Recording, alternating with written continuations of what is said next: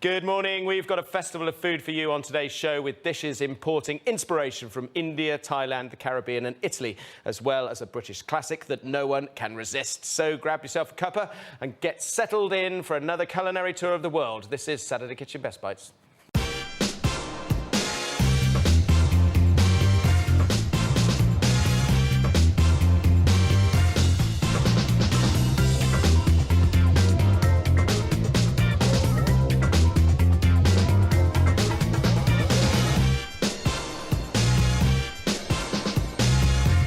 Welcome to the show. Over the next hour and a half, we'll be bringing you some of our favourite recipes and moments from the Saturday Kitchen archives, so don't go anywhere. Coming up, Tom Brown joins me in the studio with his trademark dish that you've probably seen all over Instagram.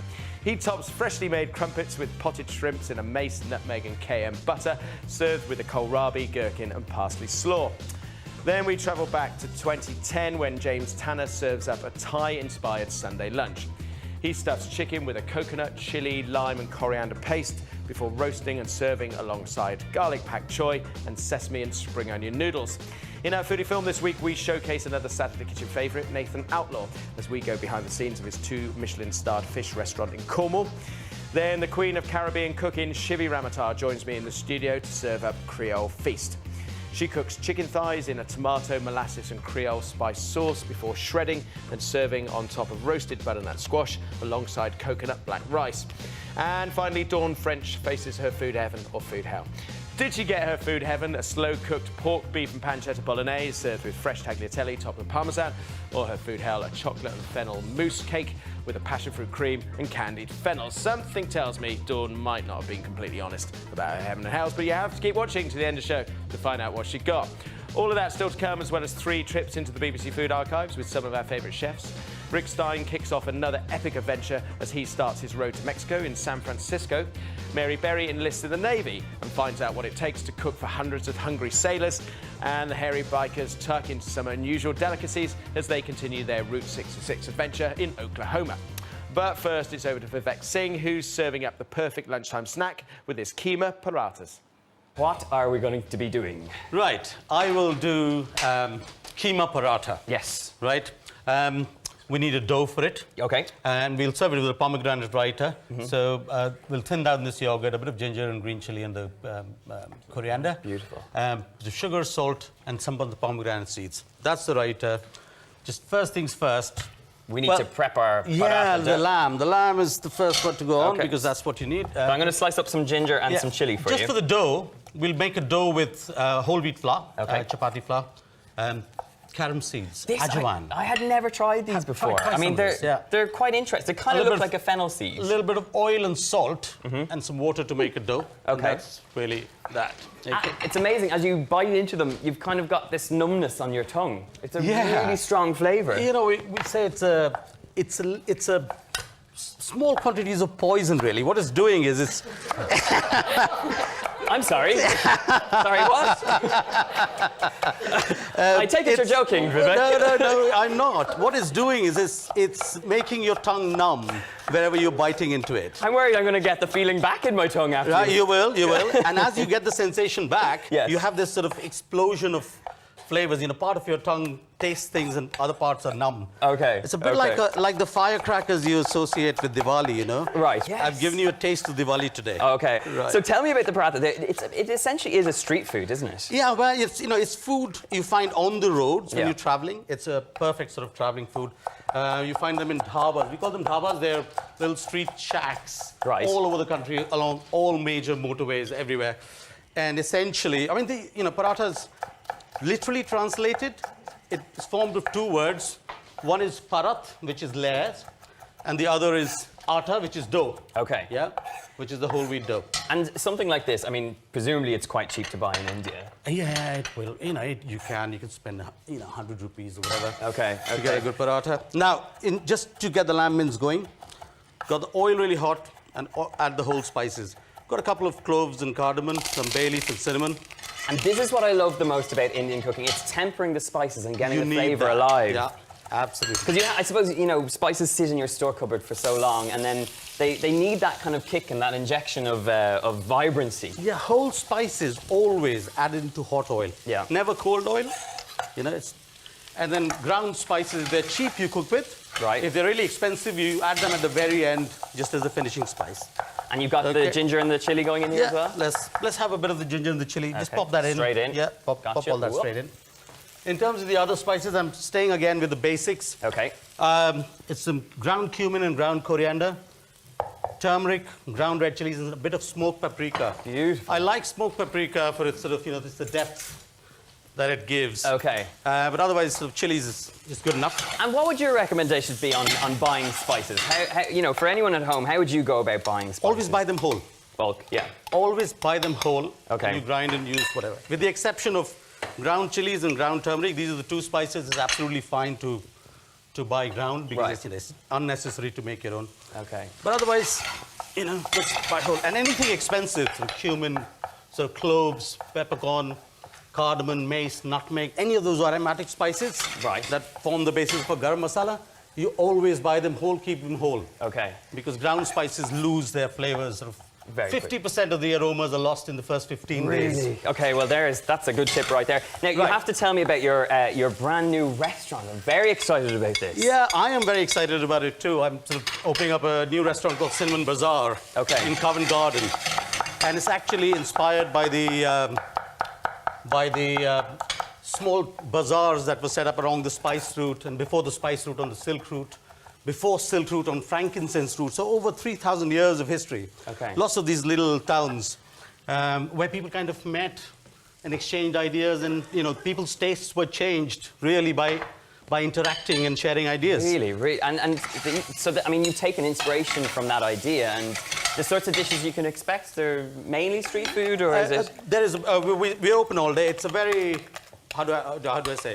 It's a very sort of democratic place, long before democracy. Okay. It's an all-day thing. We start from breakfast, we'll be serving lunch and dinner, also afternoon tea, and sort of carry on through the day, really. My goodness, you're working pretty much all day long, essentially. Yeah, pretty much, an all-day offering. It's not like you open your restaurant, serve lunch, close, and then open for dinner. So it's a social place before social media. Okay, it's a social place. Right. You're taking back social media. Now, the other interesting aspect of what you're doing at the moment, you've got a new book coming out next year. Yes, I've just finished writing this book. It's going to be a book on Indian festival feasts. Right. And it kind of goes through the calendar of the hundreds of different festivals we have. I've kind of chosen 13 or 12 of my favorite festivals, starting from Pongal in the beginning of January to Holi in the spring, to Easter, to Christmas. We have a sizable community of people, some Christians and what have you. There's a Parsi festival in there. There's Diwali, of course. Okay, so that's the mince coming through.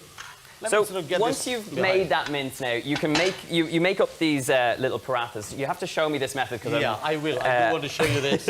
I'm a little bit nervous now because I have never done this before or tasted a paratha. So it's got to be an interesting method to bring this together. Yeah. You need a little bit of flour. You need a bit of flour. Okay. Let's get you. Let's a little. try that. Yeah. And then have a bit of flour on the surface. Okay. What you want is you've got these, balls, sort of almost golf-sized balls. And what you want is they need to be rested. You don't want to be doing it immediately. Okay. Also the mince or whatever filling. A filling could have been potatoes, could have been radish, could have been cauliflower, could have been anything. Okay. We've got mince. You've got to have it cold. Hang on, you're going really fast. Am I? Slow it down, slow it down. So I make an indent with my right thumb. Yeah. And then with my left thumb, I'm sort of just stretching it out. How's this looking? Huh? You've got to have the sides slightly thinner than the base. Okay. Yeah? Uh-oh. Okay. I think I'm going to end up with a hat rather than then you've got a cup. You've got a cup. Okay. And you want to fill in almost as much, you really pack it tight, as much filling as the dough. Okay. That's so what it needs you really to be quite want. compact. Quite compact. Okay. I feel like I'm going to make a pig's ear of this now, but we'll see how we get on, okay? With my left hand, I'm kind of bringing the dough together, shaping it up, and then just nice sort of little seal on the edge. Beautiful. At the bottom. Okay. Yeah. Okay, mine is kind of, it's getting there. Yeah, good. It's getting there.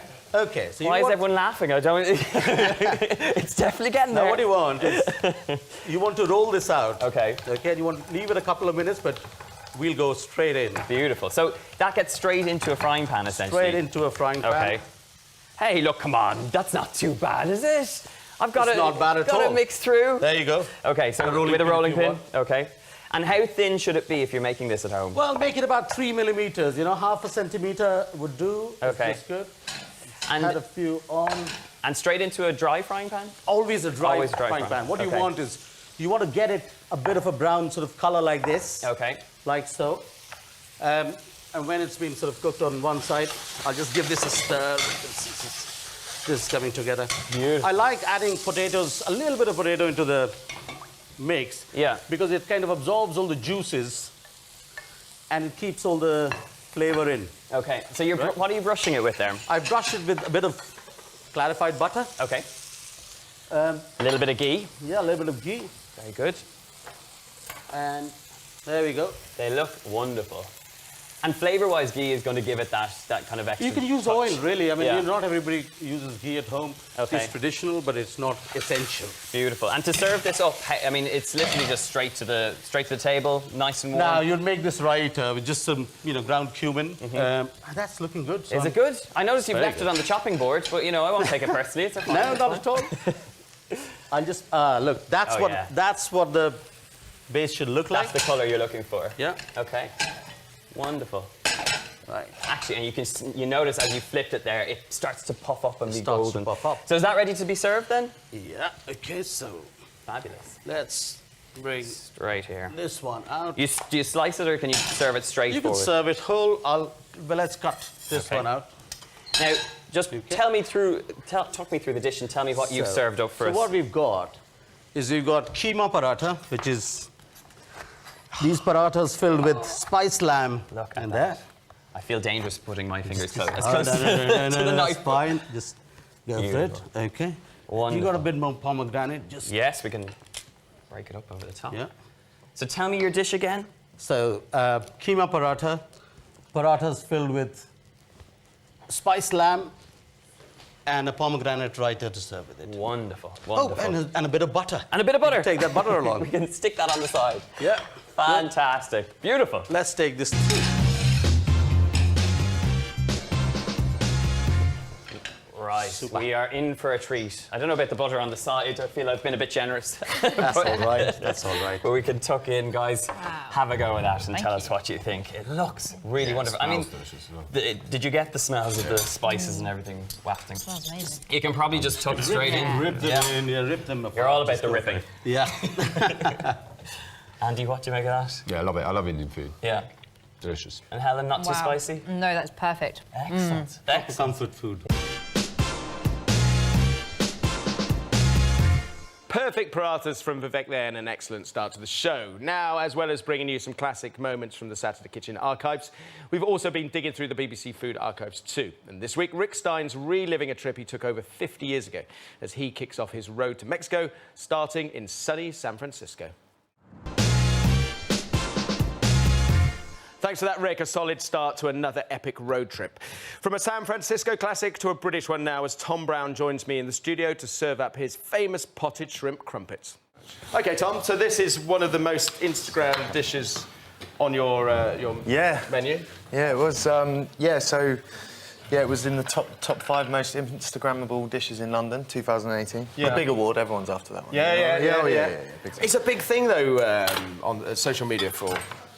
Yeah, for it restaurants, is. right? Oh, definitely. Yeah, I mean, it's it's free advertising, and we had it on the menu for a long time, and I wanted to take it off, but it just felt like you're just taking away a thing that everyone sort of knows about, and people come in and they see something online and then they want to eat it, Yeah. So we're doing, just to refresh people's memories, so doing these crumpets, and we're doing little kohlrabi, kind of... Yeah, that's right. Kohlrabi, gherkin, parsley kind of slaw, as it were. Yeah, exactly. So it's just... The crumpets are quite sort of buttery, you want to get loads of butter in there, and you've got this sweet shrimp, so it needs something that's a bit sort of light and crunchy and fresh to kind of balance it all out. Right.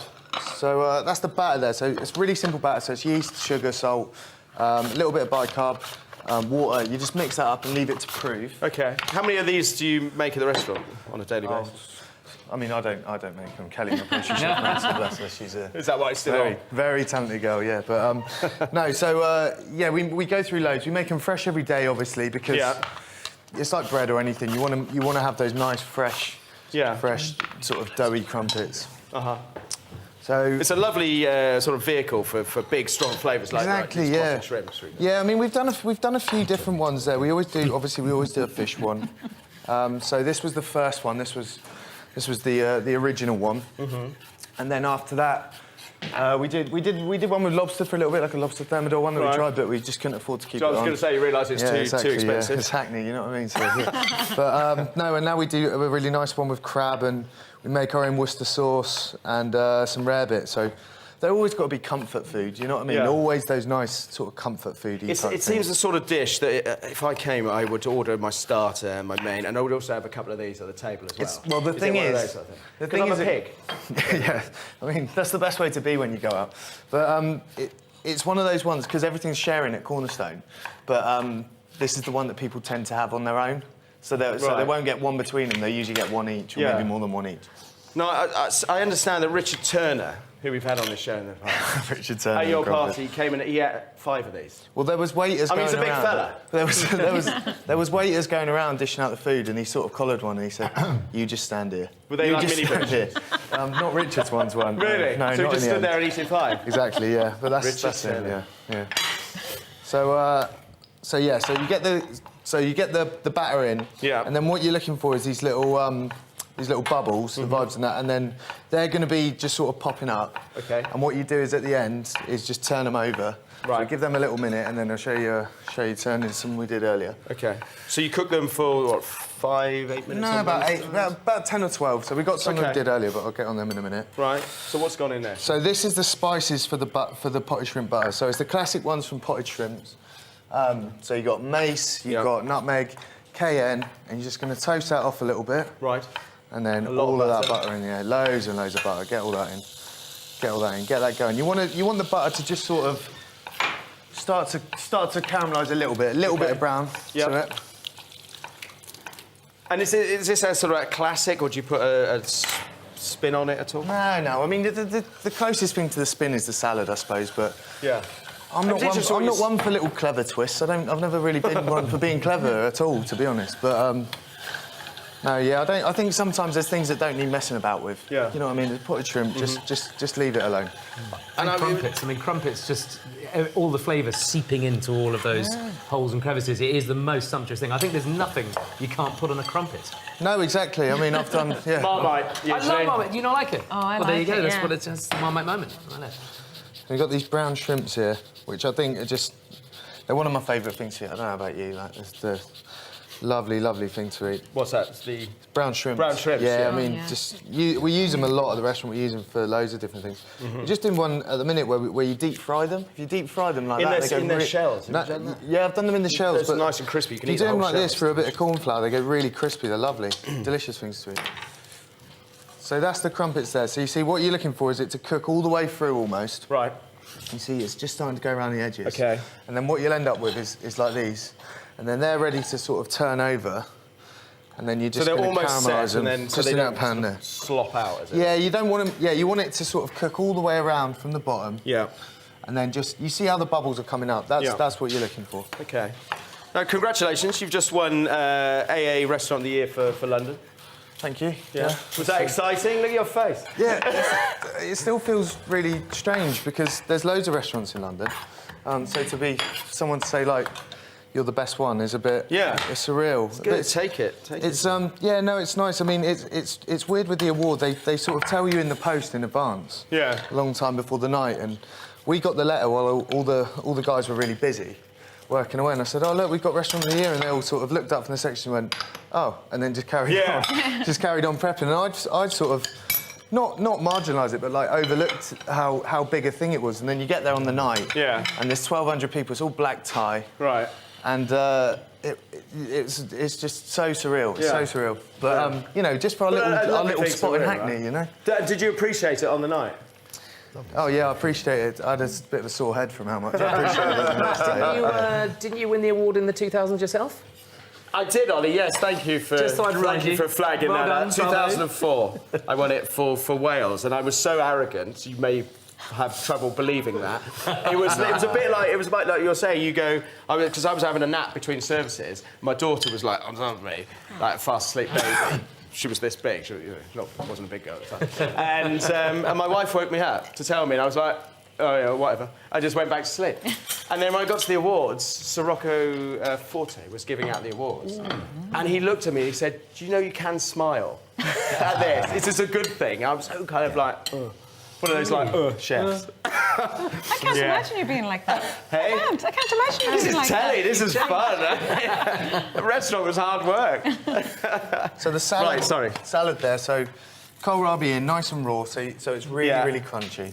Good bit of salt, pepper, and then secret like what you ingredient, were main saying. ingredient is loads of nutmeg. About loads and loads of kohlrabi, if you haven't used kohlrabi at home, Tom uses it because it is, you like the blandness of it. Yeah, it's Really? It's all the way I look at it. Sometimes with food, right, and everyone talks about balance. It's like you can have the fastest car in the world, but if it's not got some brakes, you know what I mean? You need it. Just sometimes you need something to slow it down. Is this and that the blandness just sort of brakes? carries everything else. Yeah, it's the brakes because that's very spicy, and you need that. You need that little. Are we not highlighting these ones?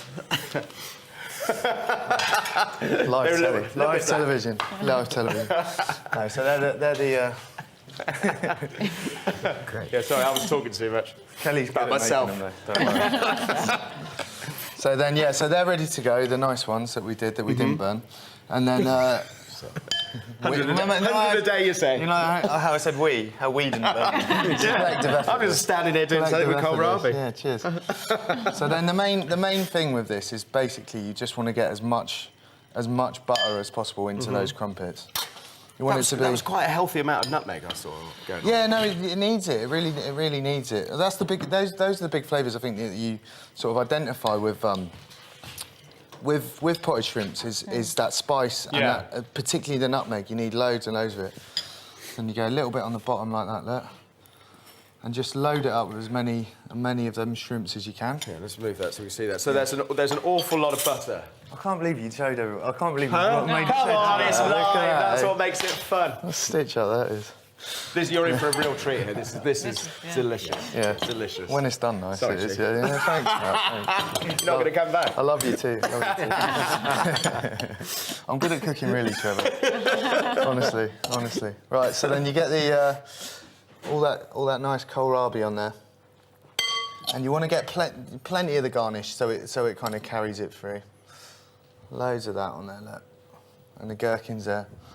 I'm just trying to visualise Richard Turner eating 5 of these. Yeah, it's not hard. It's not hard. No. So get all that on there, look. Beautiful. And then a bit more of the butter over the top, just for good measure. And then we're ready to go. Delicious. I've been looking forward to trying these for a long time.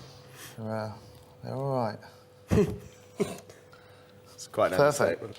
Right, is that it? We've happy? We've finished? Ready to go, yeah. So what do you call those on your menu? So these are potted shrimp crumpets with kohlrabi, gherkins and parsley. Amazing.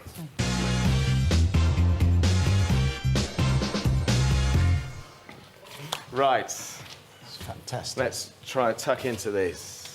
Try that. It's your first course. God, is everybody going to have a go? No, please, dive in. Here, that's your cutlery there. Yeah. And that butter's really spicy. Right. I go first? Yeah. Okay. You need that foil of the kohlrabi, of the Yeah, you crumpet, do. just I the think mellow things. it's a different kind of spice to, you know, chili and stuff, but you feel like it's almost the sort of spice that you get in sort of the back of your throat, that kind of taste. Yeah. And how do they go down with the crab and the lobster as well? Yeah. People just like things on crumpets. It's funny, we get people... Fantastic.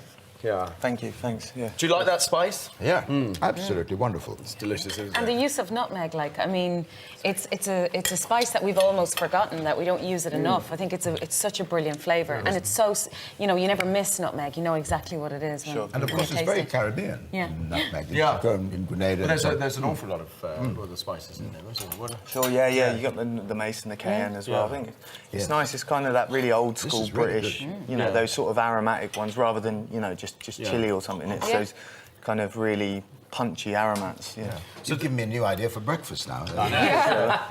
With wine, I hope. Absolutely. Morning wine. What have we got? So, with the kick of spice and also all of that sumptuous, wonderful butter, I've gone to Spain. This is Bologne's Rueda. It's made from Verdeco, and Verdeco is a great... People often say to me, what's the next big thing in wine? I think it should be this, and I wish it was. It's kind of, if you imagine exotic Chablis. It just has a little bit more of a peachy character. They actually harvest the same vineyard twice. So the first harvest, the fruit's slightly less ripe, so it's nice and zippy and fresh. Right. And that's what goes with the kind of saltier elements in the dish. And then they go a second pass, so the fruit is slightly riper, and that gives you more complexity and texture. Do they do every other line or something? They would literally do half the vineyard and then the other half. So they would, and then they blend it together. Yeah, and they actually ferment them in different ways as well. So one's in concrete, one's in stainless steel, and they do slightly different things. So I think it's a sumptuous and delicious wine. So Baroni have done a great job on that, and it's the only wine they make. Yeah, of course, you must. Yeah. Is that kind of exclusive to them? That method of harvesting? No, it's a technique that has been used, but it's quite unusual, I think, to find it in a wine you know that's of this calibre under 10 quid. I think it's absolutely lovely. Thank you. Yeah, and I like the under 10 quid bit. Yeah. Are you happy with that? Yeah, no, I think it's a really good match. It works well with the spice and everything. It's a really nice. So, Trevor, nice start to the morning. This is fantastic. Isn't it good? Everyone in the pub was right. You've now changed my perception of what my breakfast should be. Anyway, don't go anywhere just yet, as we've still got plenty more to come on today's Saturday Kitchen Best Bites. Coming up.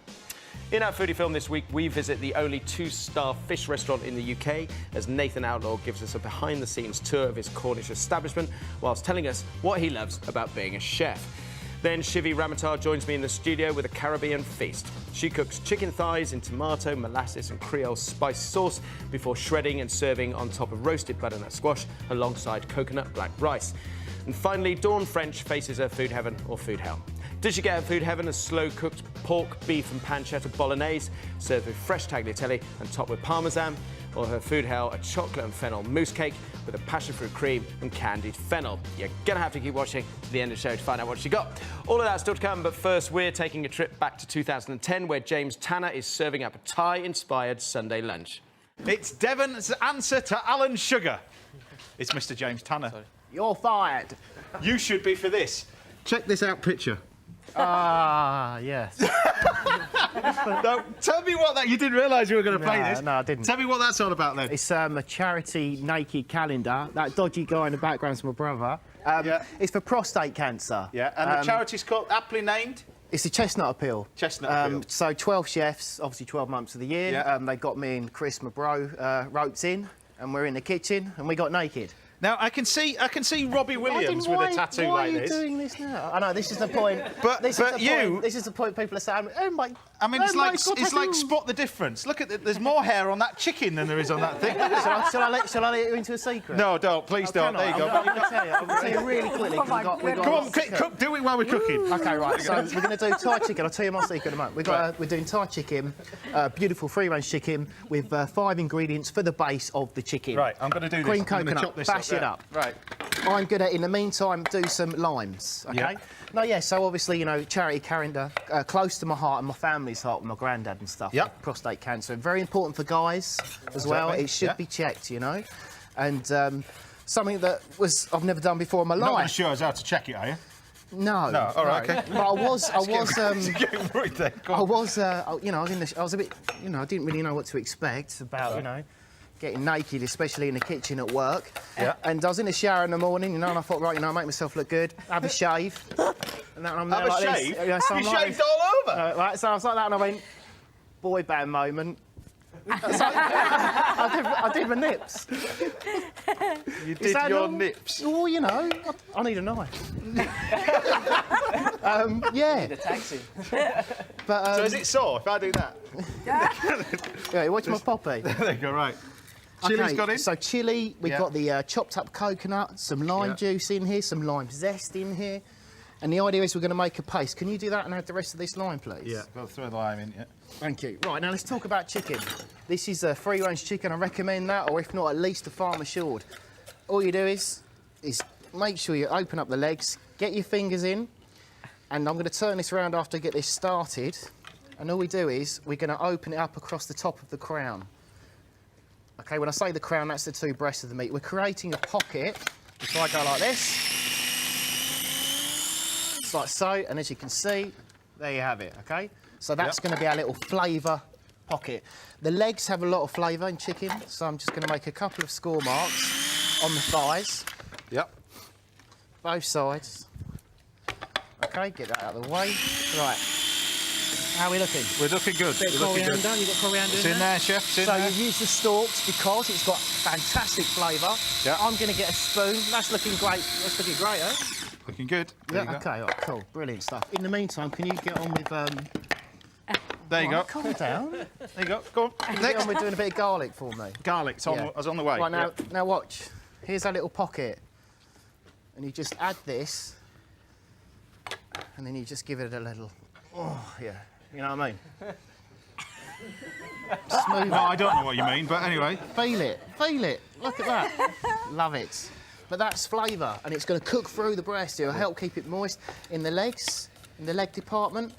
Give it a little stuff like this, a little pat on the bits that you've schooled. So the idea is you're putting the stuff inside the skin. Yes, and as it cooks, Yeah. the flavour will come through. In the meantime, get myself a baking tray. I've got one remaining lime left. I'm going to create what we call a trivet, and it's nothing rocket science. It's just a little resting platform for the bird to sit on. The idea is any juices that come out of this mixes with the lime juice, and as you baste it in the second part of the cookery, it just adds a nice little limey zing to it. I know there's lime in there, but you really want to get that coriander and lime and that chilli thing going on. Yeah.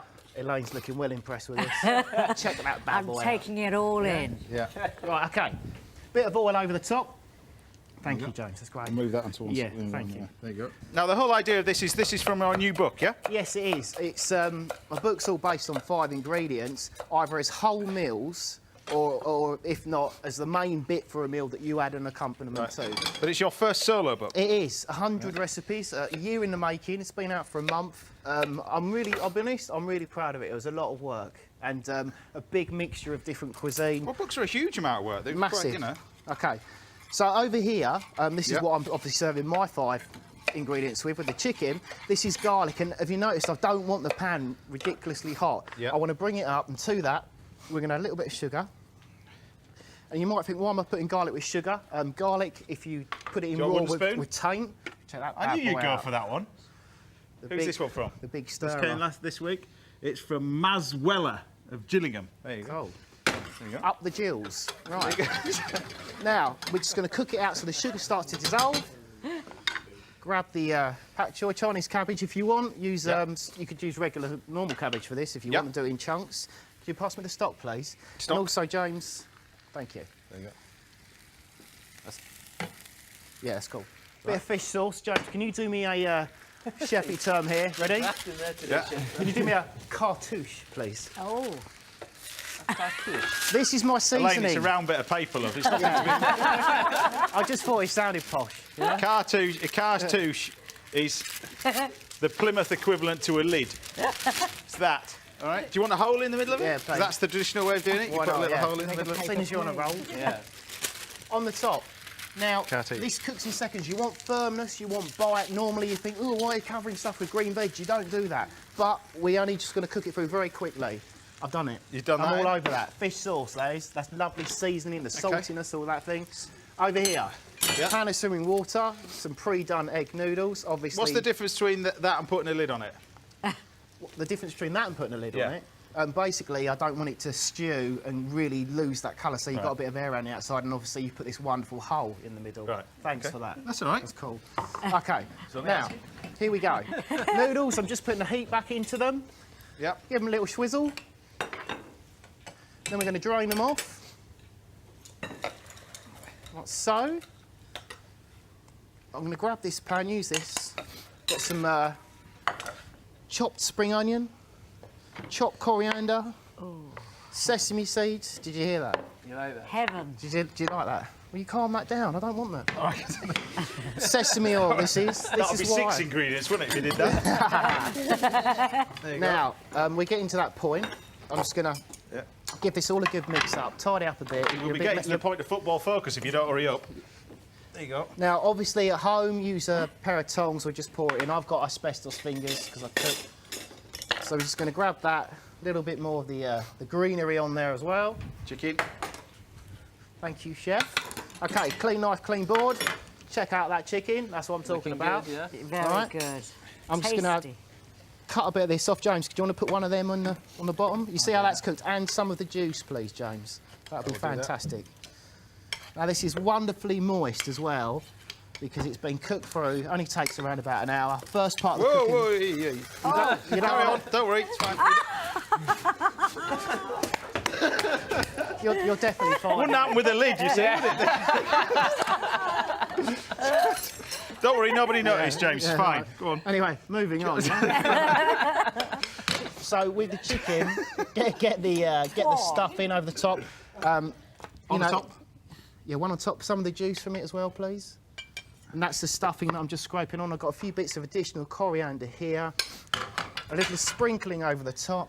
So remind us what that is again. That's my Thai-style chicken coriander in there, and chilli and everything else, with some sesame noodles and some garlic pak choy. Oh, yes. Without the cartouche. Yeah. If you're doing it at home, check that out.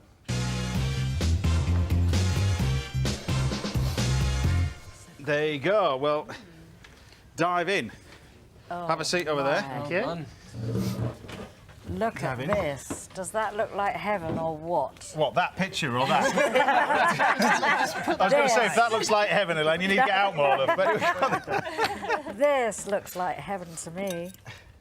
sounds good. You like all those oriental flavours, but you could do that. I mean, yes. pheasant would be great with that one. Pheasant would be wonderful. Guinea fowl. Yeah. Work with it. What's wrong with those flavours? And tweak it. Play around with the recipe. Heaven. That's the whole idea of cooking. Time to turn up the heat now in the kitchen as Shivi Ramatar joins me in the studio to serve up a taste of the Caribbean. OK, so what are we doing here? So we've got our spice roasted squash. Yep. So if you could half that and score it for me. OK. I'll get on with the spices. Sure. So we've got a beautiful mix of Creole spices here, which is pretty much... Yeah, so let's talk about these We've spices. got cumin, we've got paprika, turmeric, cayenne, fennel. Also, interestingly enough, onion and garlic in spice form, which is really lazy, but also it works really well in this So format. why are you using that? Is it for an ease thing? No, or is it no, for the because it's a flavour? different flavour, but it works beautifully in this seasoning, but it just happens to be lazy cooking. OK. And I love things that are easy, that give you beautiful flavour without having to do too much. And would you say it's kind of store cupboard essential Yes. for sort of Creole cooking? Yeah, so like, you know how people have jerk marinade available in their store cupboard, or you should do. Yeah, this I should mean, we've also all be, got that. This should also be up there because it is something that transforms tomato sauces, slather it on a chicken, a roast chicken for something different, Okay. on different meats, fishes. Yep. It's just brilliant to have in your cupboard. You know, make something beautiful. Even, I guess, in a bit of pasta, Yes, gennaro. why not? I love it. All right, so let me give that a grind. So that toasting out all the lovely Sure, here. spices there. Now we get beautiful aroma and we give that a good bash. Right. For me, please. Sure. Yeah. Okay. And then we just need a tablespoon of that on each side of the butternut squash. So And once then- you've done this, once you've toasted it, you can then store it in the fridge. Store it in in your cupboard. Cupboard, okay, Yeah, it keeps fine. for a couple of months. To be honest, you'll probably finish it in a few weeks because Right. it is It's amazing, addictive. isn't it? It's gorgeous. It's really lovely. And that's going to be the base for our Creole sauce as well. I mean, this is a style of cooking I know next to nothing about. Do you know what? The Caribbean has so many different influences. It was the original multicultural cuisine. You know, we've got French, we've got Spanish, we've got Indian, we've got Chinese, we've got African, and they've come together. Yep, we just give that a drizzle of oil as well, actually. Okay. And they've come together to create this beautiful melange of flavours, and it is just Moorish food, Moorish flavours. And always simple, but we like to do things bold and big. So. Right, so let's talk about this rice now. This is really interesting. So this is black rice. This is Venetian. This is Venetian, not Caribbean. It's Venetian, but we're doing it in a Caribbean way with the allspice, the thyme, and the coconut. And this gives you a lovely nutty texture. Yeah. And it's just This is really, it's worth seeking out. This It is. It really is. And it's, you know, you can't really overdo it. You know, sometimes we were talking about rice in rehearsals, how it's very easy to overcook rice and make it really gooey. This one, I think, is a fail-safe one. So, and it's really nutty, and it just works so beautifully in this recipe this something as well. you know all about? Yes, that rice is good. It's not a risotto rice, that one, because there's not much gluten inside. Yep. The rice, when you cook it, it stays with exactly the same flavor it is. It's got a little bit of sweetness. When you're talking about Venetian's rice, yes, because it was brought them in. The Venetians used to be a maritime part of the Republic, used to go around the world. Right. And they brought them in via Turkey, and they traveled all the way to Italy. And Italy, it was first was the rice started to really plant and grow well. It was near Pestum because there was all marshy land there. And then slowly moved up, and the Venetians managed to plant it. It was almost like a flower planted to embellish. And when you cooked it, that particularly rice stays all together, doesn't grab the flavor of anything else. Yeah. It integrates, stays the way it is. Okay. When you actually mix with the rest of the stuff around, give it such a pleasure.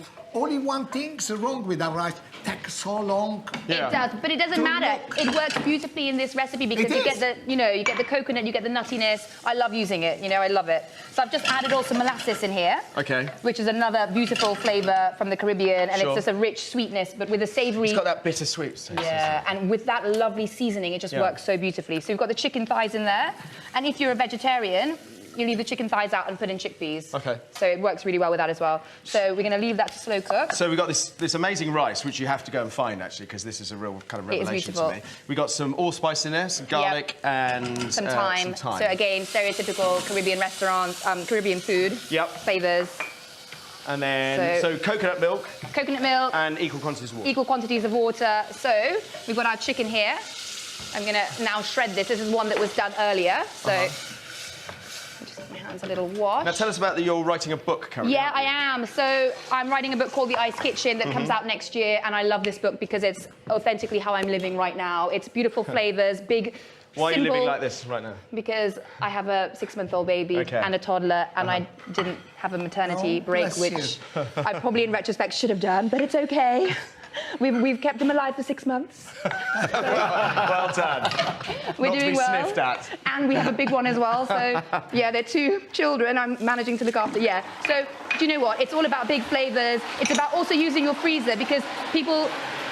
are so big on preserving now and not wasting and being economical, and actually a lot of people are afraid about how to use the freezer. Well, I think there's a big kind of snobbery, isn't there, about freezer food, and it's not the case. You can get some very, very good frozen food. And especially you were saying that, like that butternut squash, we're going to use half now. And we can freeze the other half. And then you can freeze the other half cooked. And you know what? So many dishes allow themselves to taste better in the freezer. It soaks up flavour. So this dish, for example, doing the shredded chicken, freezing this element of it for a few weeks down the line. You know, when you're hungry during the middle of the week, you don't want to do takeout. You want something amazing and good and home cooked. You bung it out of the freezer. And a lot of the recipes are freezer to table as well. So it's clever use of your freezer. I mean, like the recipes, I love.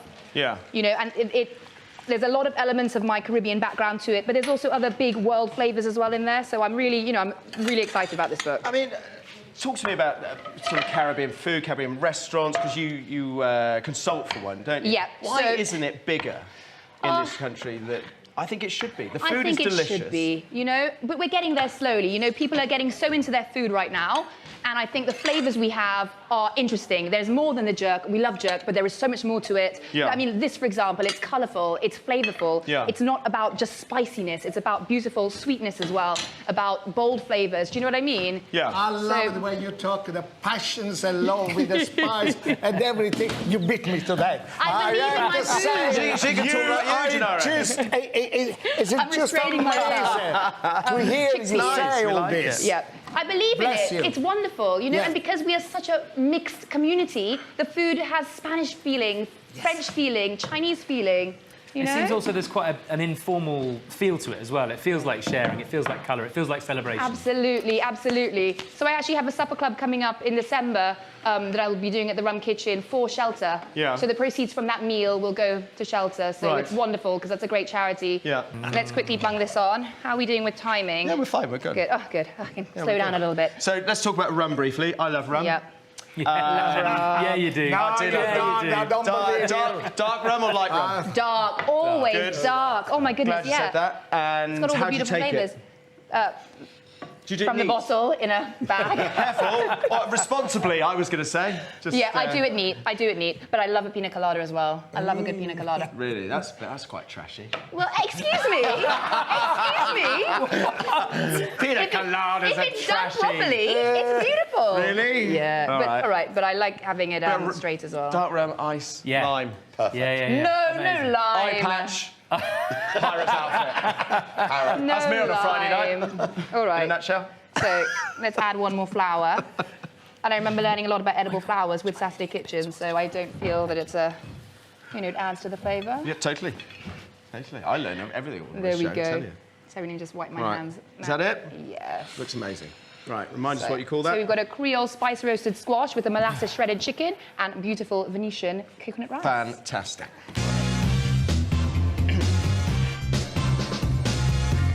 Ace. Wonderful. That looks very beautiful. That is so beautiful and colourful. Look at it. The smell as well. Yeah. Oh, my. Brilliant. Try that.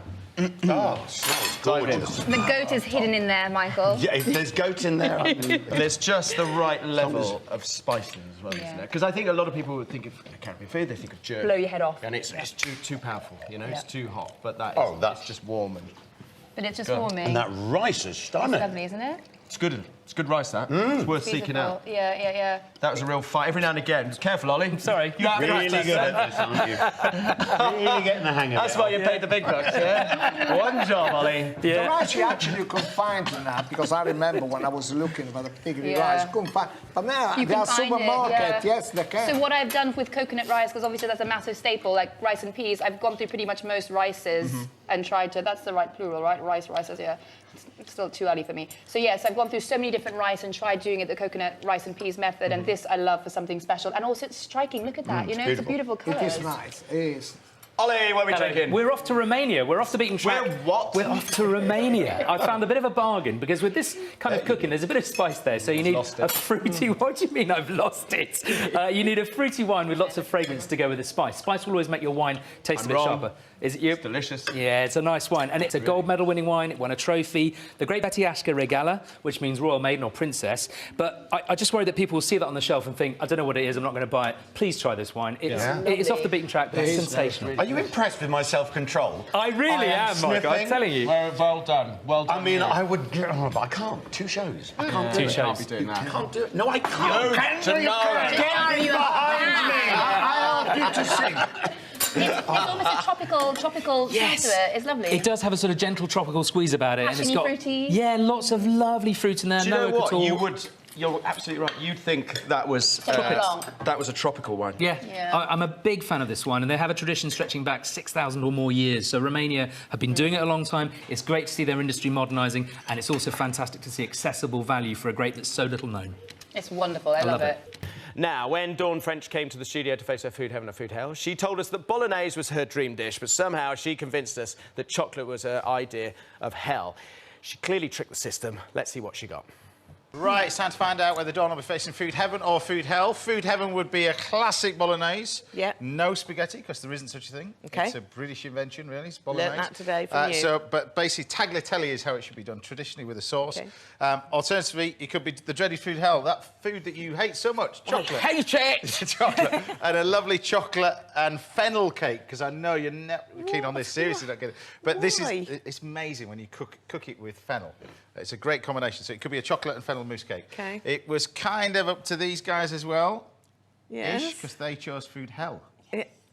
Right. I thought we You were were going to friends. Right. look sad then, That's weren't fine. you? So anyway, with our callers as well, you're going to get bolognese. So we'll lose this out of the way. Good. So lose out all the fennel and everything else. So the first thing we're going to do is we're going to do our pasta for this, really. I'm going to get the girls on with the pasta. So we've got 2 types of flour. We've got semolina flour, and we've got 00 flour, or they often call it tipo flour. It's fine grain of flour. So then you throw in 6 whole eggs. That's going to go in there, and we're going to get that started. I'm going to get on and do the bolognese side of it, really, which you start off with a mixture of 3 ingredients, really, or traditionally just 2. And it's not done with just beef. It's done with a mixture of beef and pork. Oh, OK. All right, so it's... I've learned something there. You've taken the skin off. Yeah, I've otherwise made that mistake many times. You're never going to chop it up, really. Yeah, I know. You can't eat it. Yeah. So as you can see, the girls are making a lot of noise with Yes. the pasta. Good. But it starts to come together, and it's as simple as that, really. So while that's happening, can you grab me a little bit of oil? Yes. Which one? Which is the This olive one? oil, which is that one. That's That great. one. If you put in about 5 or 6 tablespoons into that pan, that would be I'm great. just going to go glug, glug, glug, glug. Is That's that enough? yeah, that's about Yeah. 20 tablespoons, but Yeah. it'll do. Right. So then what we're going to do is go and throw in the pancetta. So this is pancetta. Yeah. This is not bacon. Right. Do you know what? I might actually take a little bit of oil out of Yeah, that. of course. I'm not actually deep frying it, but I'll just... If anything can go wrong with cooking, I'm the person who makes it go wrong. All right, OK. See, that was a simple instruction. Yeah. That's going to go on there. OK. And we'll throw that in as well. So who does the cooking at home, then? My husband does the cooking at home. I can cook, but only if you want to die. Now, you're here because you've got a new book out, your third novel. Yeah. So those people are just waking up as well. Yes. Do you want to see what it looks like? Go on, then. Now, I'm going to show you what it looks like because it's so beautiful. Yeah. That's what it looks like. Yeah. Can you see it?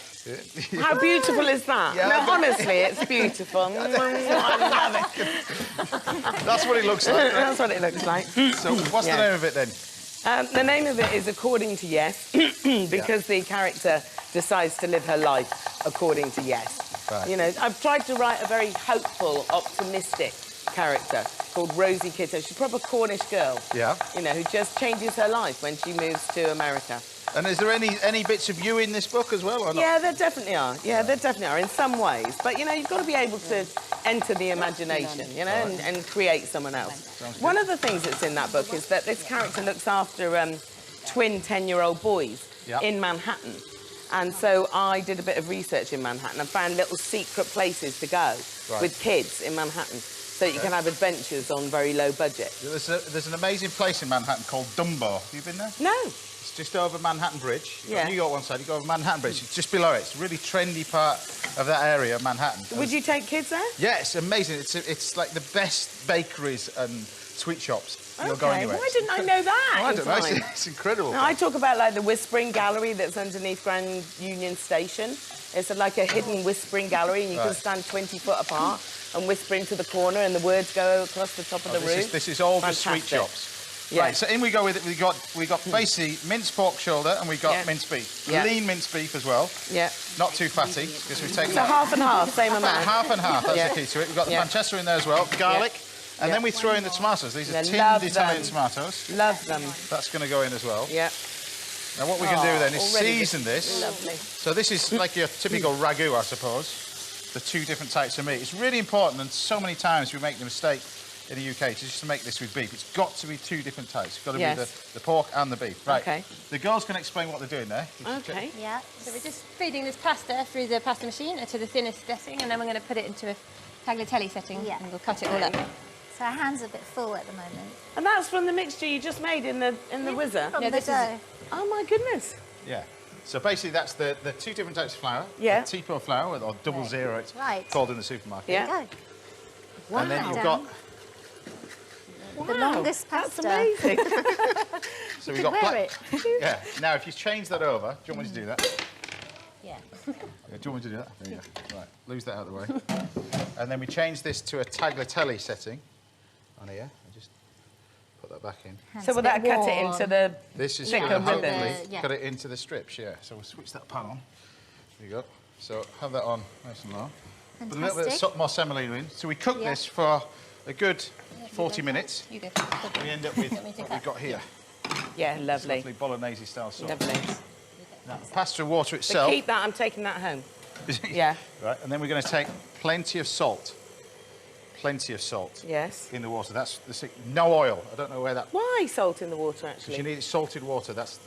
Italians have taught me that's the best way because you won't get any seasoning into here other than what you cook it in. I see. So Okay. salted water. Okay. So a bit of salt into our bolognese as well. Okay. That's that. And now the girls are then just feeding it through, which is perfect. Now, it was not traditional to do this, but we can take a little bit of basil as well at this stage. Normally, this wouldn't have any herbs in it whatsoever, but we can just basically lightly chop this, and we're going to put that in at the end. So how are we doing with our tagliatelle? Yeah, good, chef. So plenty of boiling salted water. That's it. Is that enough? Should we do quickly Are you this making one? them into those little nests, or they go in individually like that? You can do it. Basically, if you're going to make this in advance, you can pop this over a broom handle, and it'll dry out. Oh, OK, yeah. Oh, I've seen that, yeah. If you're going to do them in the nest, you have to use the semolina flour, otherwise it all starts to stick together with the flour. Oh, I see. Really. So There you that go. goes in there.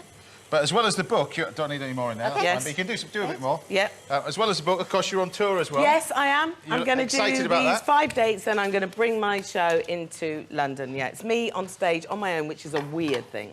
Right. To not be on stage without, you know, without the other fat girl is very odd, actually. But listen, I absolutely love doing this show, and I'm not going to do it ever again. So I'm doing it in London for 3 weeks only. It seems to me because your career's had so many evolves over the years and years and years. Yeah. So this is you feel happy. Yeah. I'm happy doing things on my own. I mean, that doesn't mean to say I'm always going to do that. Yeah. It's just been the year of doing that. And I've loved it, actually. I've just loved it. What is it you like about it? You like the writing? I or like writing very much. I didn't know until I did write that I liked it so much. I suppose I've written an awful lot of the stuff that I've done in the past, actually. But I just didn't know that writing on my own would be such a pleasure. It's like having a new boyfriend or something. I'm completely in love with it. Completely in love with it. Except it's not quite like that because it shuts up. Right. Yeah. Right, look, we're nearly there. Oh, now this looks absolutely wonderful. Turn this up and you must cook. This is the old spaghetti bolognese of old, really. We just got this dollop of dried pasta and everything else. You have to incorporate. Oh, I see. So you serve it all in together? All in, yeah, all in. That's you correct. Just put this where do we stand on the knife, the cutting with the knife, or the swizzling with the You can fork? do either. I've done my bit now. How you eat it is your doing. Okay. So, do you know what? I'm going to put all this on here. Yeah, I was going to good. do like a fancy portion, but I'm going to put... Oh. And a third. Oh. Yeah, it's good. And then, of course, you've got your grated parmesan. Yeah. Over the top. I'm going to reward you for this. Did you know that? What's that with? Yeah, look, I'm going to reward you with this. Since we didn't get to the chocolate, I'm going to give you a little bit of chocolate. Do you know what that is? That is a dawn doubloon. It's a very rare thing. It's a chocolate coin, which I, as the Chancellor of Falmouth University, give to every single graduate with their degree. So I shake their hand like that and say, well done, and they get a dawn doubloon like that. And I'm telling you, they want the doubloon more than they want the degree. Thank you. Imagine that. Thank you very much. We'll dive into that. All right, excellent. Do you mind if I cut it? I'm going to keep Is that to one side. offensive Don't to anybody? put it anywhere hot. No, Right. OK. Let me cut a little corner bit here. Wow. OK. That is pretty cool. Yeah. Right, to go with this, we've got a Fude del Tari, 2013, to go with it. You see, you have to put... Honestly, couldn't be happier. This is a little part of happiness. I bet you can. I bet you can. Good. Because if I go into here... Oh, why? What? What's there? Chocolate cake. There you go. Dilemma. Go for it. Cheers. Double food heaven for Dawn there, worthy of a little happy dance. Although, to any celebrities out there watching, we won't be tricked twice. Unfortunately, that's all we got time for on today's Saturday Kitchen Best Bites. But I hope you enjoyed taking a look back at some of the more memorable moments from years gone by. And if you want to give any of today's studio recipes a go, you can find them all on the BBC website. So enjoy the rest of your weekend. See you next time.